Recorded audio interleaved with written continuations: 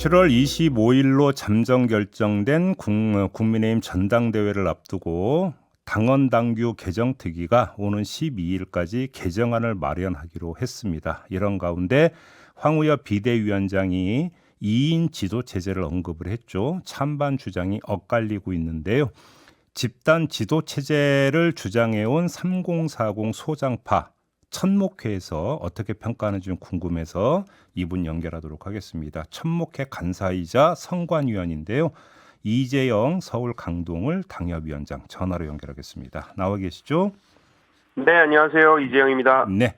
일단 황우엽 위원장이 제안한 2인 지도체제라고 하는 게 당 대표에다가 수석 최고, 부대표를 둔다 이런 방안이잖아요.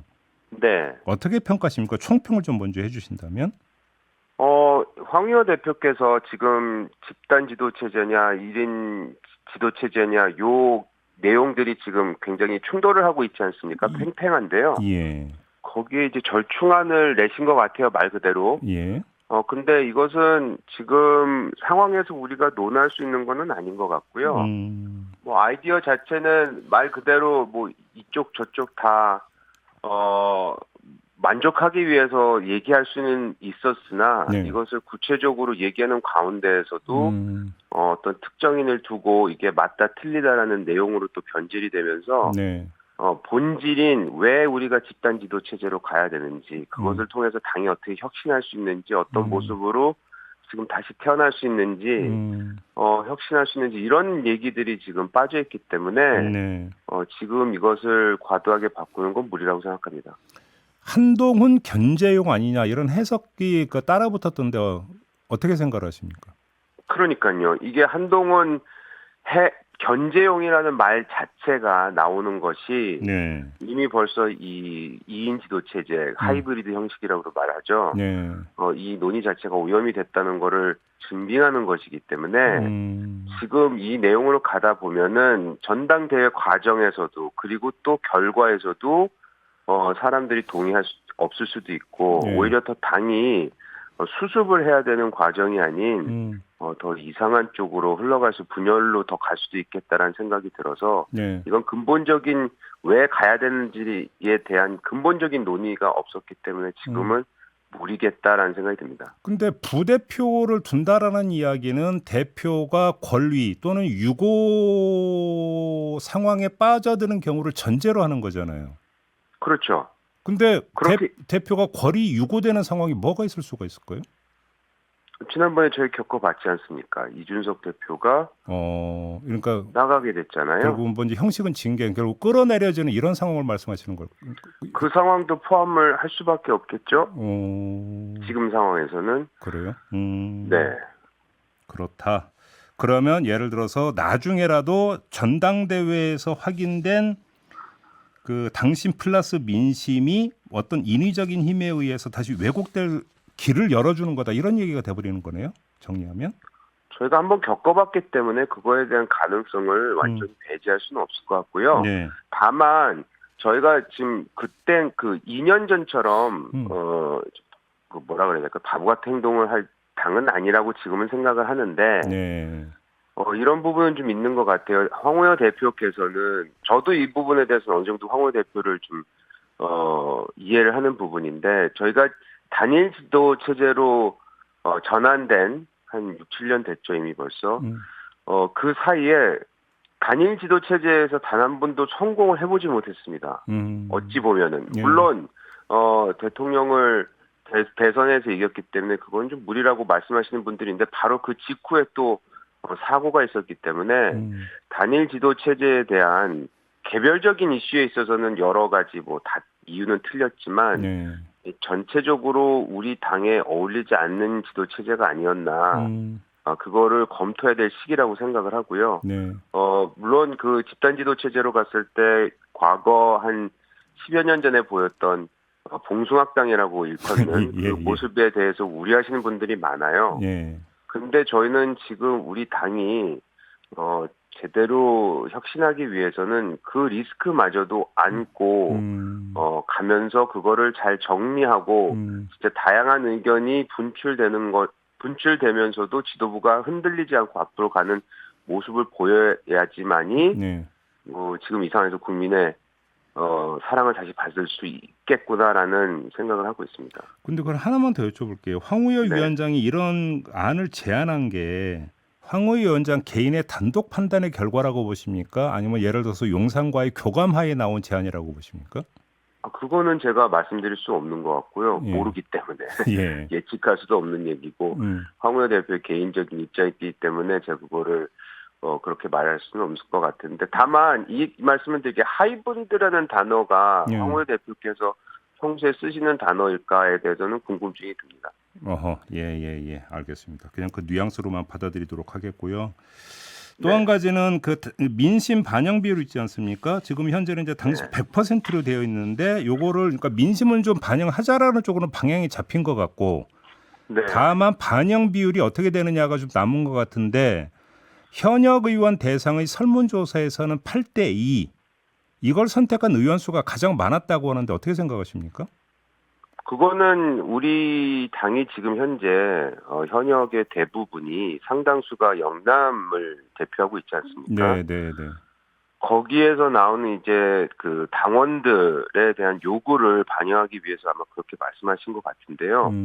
지금 민심 반영을 하는 이유도 사실 지난 총선에서 대패했기 때문에 네. 민심과 당심의 괴리를 메꾸기 위해서 우리가 어찌 보면 상징적으로도 해야 되는 거 아니겠습니까? 근데 8대2로 간다면 이건 뭐 민주당의 지금 민주당의 비율보다도 못하는 건데 이걸 왜 하냐라는 비판에 직면할 것 같고요. 네.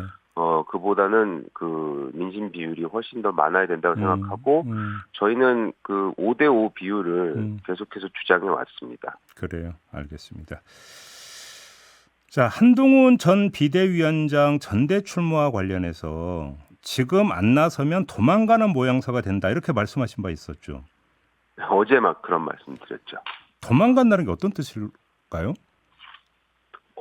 지금 모든 이슈가 전대 관련해서 네.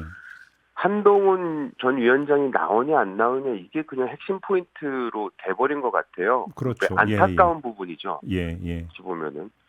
근데 이렇게 당이 시끄러울 정도로 그리고 이 진영 전체가 다 모든 관심을 받고 있는데 여기서 안 나온다? 그러면 도망가는 모습이 되는 것이 아닐까요? 저는 아주 간단하게 현상을 말씀드린 것뿐입니다. 결국은 본인이 원하든 원하지 않든 정면 돌파를 해야 되는 상황으로 내몰려 버렸다.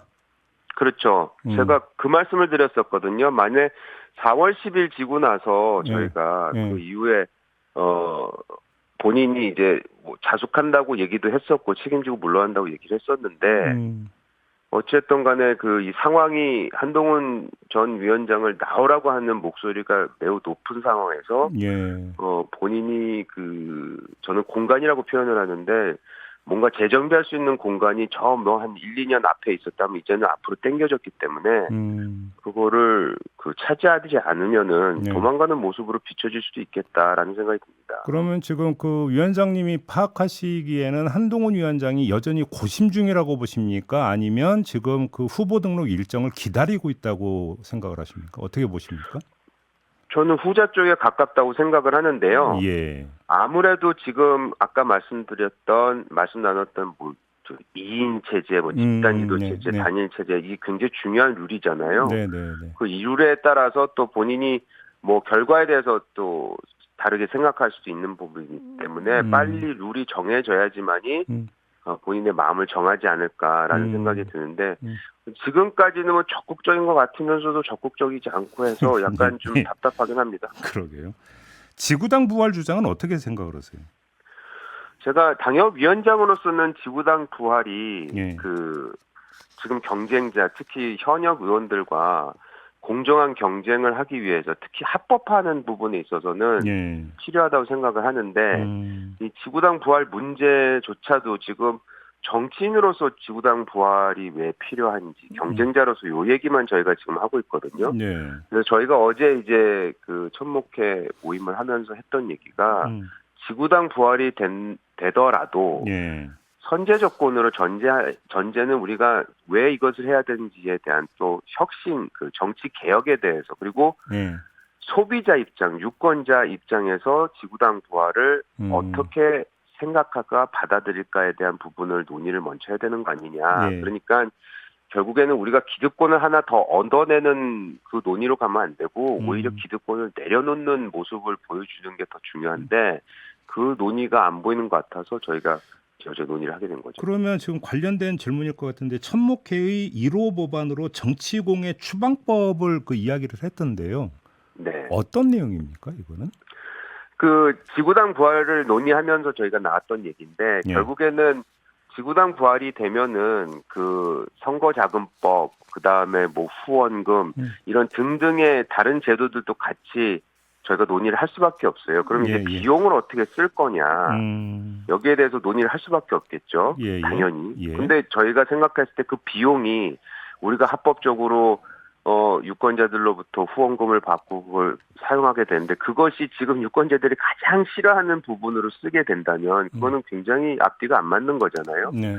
근데 저희가 평상시에 유권자들을 대해 보면 이 문자라든지 현수막 여기에 대해서 굉장히 싫어하시는 분들 많거든요. 공예라고 생각하시는 분들이 많아요. 그래서 이거는 상징적으로 비용을 유권자들이 싫어하는 것에다가 낭비하는 것은 말이 안 된다. 아하, 오히려 저희가 세 번째 했던 조직이 아닌 정책 기능 중심으로 생활정치 구현하는데 써야 되지 않겠냐. 예를 들어서 타운홀을 조금 더 저희가 활성화시킨다든지. 그래서 각 당연마다 정책적으로 유권자들하고 소통할 수 있고 조금 더 다가갈 수 있는 그런 알겠습니다. 부분에 더해서 저희가 비용 처리를 해야 되지 않겠냐라는 총론적인 취지에서 얘기를 나눴습니다. 알겠습니다. 자, 말씀 여기까지 드려야 될 것 같네요. 고맙습니다, 위원장님. 감사합니다. 예, 국민의힘의 소장파 모임 천목회의 간사를 맡고 있는 이재영 서울 강동을 당협위원장이었습니다.